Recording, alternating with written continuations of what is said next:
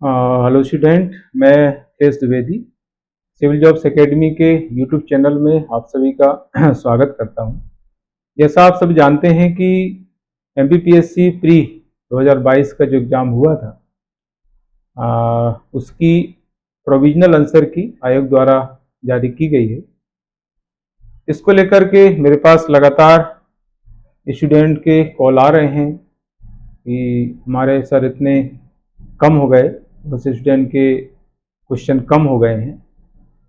हालांकि जो civil Jobs academy की आंसर की से जिन्होंने अपने आंसर मिलाए थे उनके बहुत कम हुए हैं, क्योंकि हमारी आंसर की और आयोग के आंसर की में बहुत ज़्यादा डिफरेंस नहीं आया है। पहले भी नहीं आता था और इस बार भी नहीं आया है। बाकी अदर जो इंस्टीट्यूट के आंसर की थी उसमें बहुत ज़्यादा अंतर आया, इसलिए लोगों के बहुत कम हो गए जिन्होंने अदर इंस्टीट्यूट से अपना पेपर मिलाया था, टैली किया था। हमारे आंसर की में और आयोग के आंसर की में 4 क्वेश्चन का 4 आंसर का डिफरेंस आया है। तो वो उसमें से एक्चुअली 3 आंसर आयोग को चेंज करना पड़ेंगे, यानी सही करना पड़ेंगे। वो आयोग ने गलत आंसर दिए हैं, और वो कौन कौन से हैं उस पर मैं एक बार चर्चा कर लेता हूं। ये सेट है ए, है ना। सेट ए में जो आंसर 11 है उसका अलग आंसर आयोग द्वारा दिया गया है।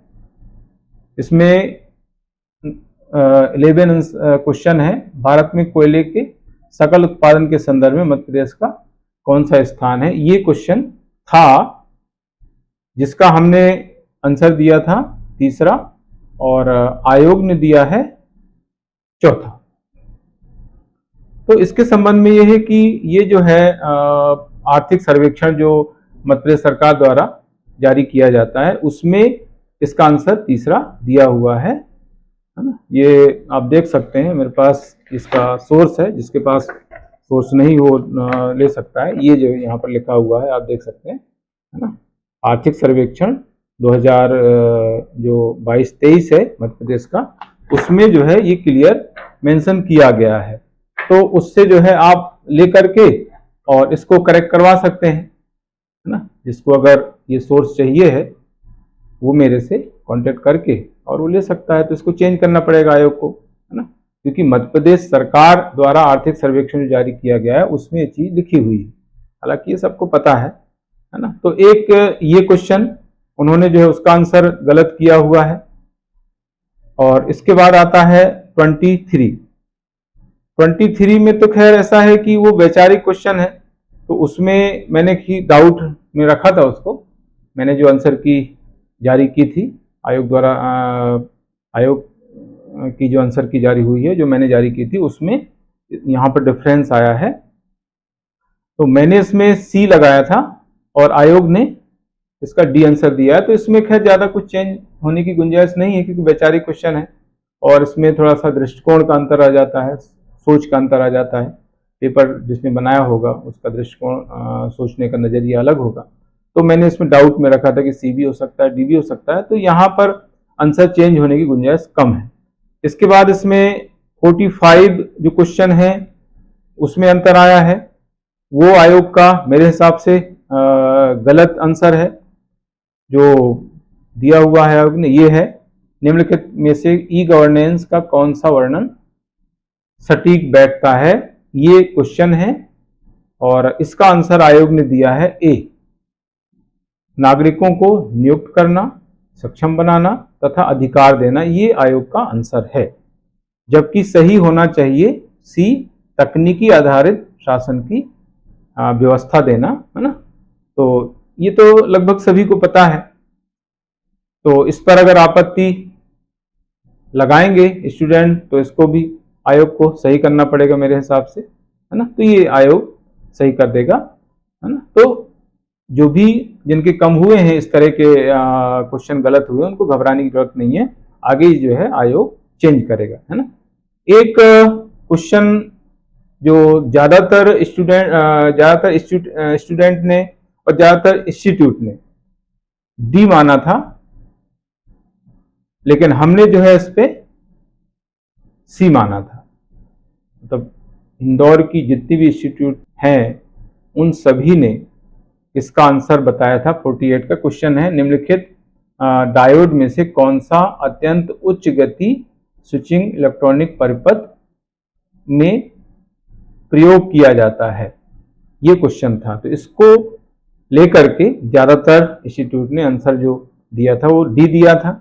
हमने इसका आंसर सी दिया था, उसको एक्सप्लेन भी किया था आंसर की में, और आयोग ने भी उसका आंसर टनल डायोड यानी सी दिया है। कुछ ने ए भी दिया था हालांकि, है ना। तो ये हमारा सही रहा है। इसके बाद एक और डिस्प्यूट था 50 वाला जो क्वेश्चन है, निम्नलिखित में से कौन सा कृत्रिम बुद्धिमत्ता के पक्षपात का स्रोत नहीं है। इसको लेकर के भी काफी डिस्प्यूट था। इसको लेकर के ज्यादातर इंस्टीट्यूट थे उन्होंने जो है लोग दिया था, और हमने इसका आंसर दिया था डी क्षमता। तो ये भी हमारा सही रहा है ना।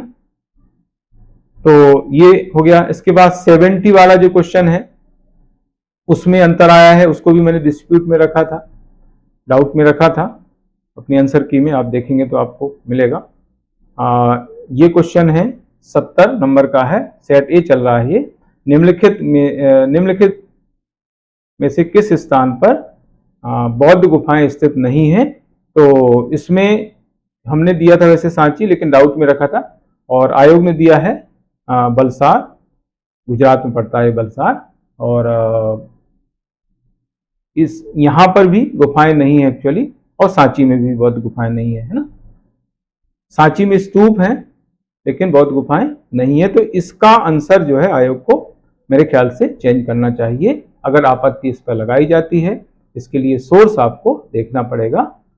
सोर्स अगर आप प्रॉपर देते हैं आयोग को तो इसका भी आंसर आयोग को चेंज करना पड़ेगा। सांची और बरसार दोनों ही जो है इसके आंसर उसको मानने पड़ेंगे। इसलिए जो स्टूडेंट सांची और वलसाड़ दोनों, सांची और वलसाड़ में से जो भी लगा के आए हैं, वलसाड़ तो खैर उसने सही मान ही लिया, आपत्ति लगने पर सांची भी सही मान लेगा, है ना। तो जिसने सांची लगाया है या वलसाड़ लगाया है उसको घबराने की जरूरत नहीं है मेरे ख्याल से। आपत्ति आप लगाएंगे तो आपको जो है इसका आंसर मिल जाएगा, आपका सही हो जाएगा। तो जो भी 4 डिफरेंस है हमारी आंसर की के हिसाब से, उसमें 3 आंसर जो है उनको आयोग को चेंज करना पड़ेंगे आपत्ति लगने पर। आपत्ति एक्चुअली लगाने के लिए जो है हमें प्रॉपर प्रूफ देना होता है आयोग को, तभी जो है आयोग उसको मानता है। और वो प्रूफ कैसा होना चाहिए, एथेंटिक होना चाहिए। जैसे मैंने बताया कि कोयले वाला जो क्वेश्चन है, तो कोयले वाले क्वेश्चन में आप जो है कोई एथेंटिक सोर्स देंगे। एथेंटिक सोर्स, सबसे एथेंटिक सोर्स है मध्य प्रदेश का आर्थिक सर्वेक्षण, वो मेरे पास है, अगर किसी को चाहिए है तो वो ले सकता है। तो वो आप लगाएंगे तो उसमें आयोग को 101% चेंज करना पड़ेगा। ऐसे ही ई गवर्नेंस के संबंध में एथेंटिक जो बुक हैं वहां पर ई गवर्नेंस की जो डेफिनेशन दी गई होगी वो आप अगर लगा देंगे तो वहां से भी वो आंसर आयोग को चेंज करना पड़ेगा, क्योंकि जो उसने माना है वो आंसर, वो ऑप्शन सही नहीं है ना। तो इस तरीके से जो है ये जो भी इसमें क्वेश्चन के आंसर उन्होंने दिए हैं आयोग ने, उनमें से जो है बहुत सारे, मतलब कम से कम 3 तो उसको चेंज करने पड़ेंगे हमारे हिसाब से। हालांकि कुछ स्टूडेंट को और ज़्यादा प्रॉब्लम इसमें हो सकती है। जैसे इसमें एक मिट्टी वाला क्वेश्चन था, मध्य प्रदेश में मिट्टी वाला क्वेश्चन था, उसमें भी प्रॉब्लम रही है, लेकिन वो आयोग ने जो है वही आंसर दिया है जो उसका होना चाहिए। तो इसलिए जो है बहुत ज़्यादा इसमें कोई बदलाव होने के चांस नहीं है, ना ही इसमें कोई क्वेश्चन हटेगा मेरे ख्याल से, और ना ही बहुत ज़्यादा चेंज होगा। 3 आंसर इसमें चेंज हो सकते हैं जो मैंने आप लोगों को बताए हैं। सेट ए का 11वां और सेट ए का 45 और 70 क्वेश्चन, है ना। तो बहुत ज़्यादा घबराने की जरूरत नहीं है, अभी आप वेट करें, फाइनल आंसर की आएगी, फाइनल आंसर की के हिसाब से ही जो है रिजल्ट बनता है ना। मतलब अभी 7 दिन लगभग आपत्ति मांगी जाएंगी और फिर 1 हफ्ते का और समय रहेगा। लगभग 15 दिन में जो है फाइनल आंसर की आ जाएगी, और फाइनल आंसर की जो होगी उसके हिसाब से रिजल्ट बनेगा और उस वही आधार होगा। तो अभी घबराने की जरूरत नहीं है। इस पर अभी मैं चर्चा करूंगा कि कितना कट ऑफ क्या रहेगा। एक वीडियो मैं आगे जारी करूंगा जिसमें ये बताया जाएगा मेरे द्वारा कि कितना किस कैटेगरी में कट ऑफ रहेगा। हालांकि इस बार अभी के हिसाब से मैं देखूं तो स्टूडेंट का काफ़ी स्कोर आ रहा है। ज़्यादातर लोग 80 के आसपास बता रहे हैं। 75 से 80 के बीच में ज़्यादातर लोग इसमें चल रहे हैं। 80 से 80 प्लस तो कम है, लेकिन ज़्यादातर बच्चे जो पढ़ने वाले हैं, जो रेगुलर मेंस इंटरव्यू दे रहे हैं, लगातार लगे हुए हैं, तैयारी कर रहे हैं, उनका जो स्कोर आ रहा है अभी 75 से 80 के बीच में आ रहा है। और यही लगभग कट ऑफ रहेगा जनरल और ओबीसी में। SC ST में नीचे आएगा, है ना। 70 से 75 के बीच में बहुत लोग हैं और 75 से 80 के बीच में भी काफ़ी लोग हैं। 80 से ऊपर बहुत कम है, 85 से ऊपर तो खैर रेयर ही मिलेंगे, है ना। अभी एग्जैक्ट कट ऑफ में जो है मैं कल उस पर चर्चा करूंगा। एक वीडियो कल आएगा तो उस पर जो है मैं बात करूंगा कि कितना कट ऑफ किस कैटेगरी में रहेगा, है ना।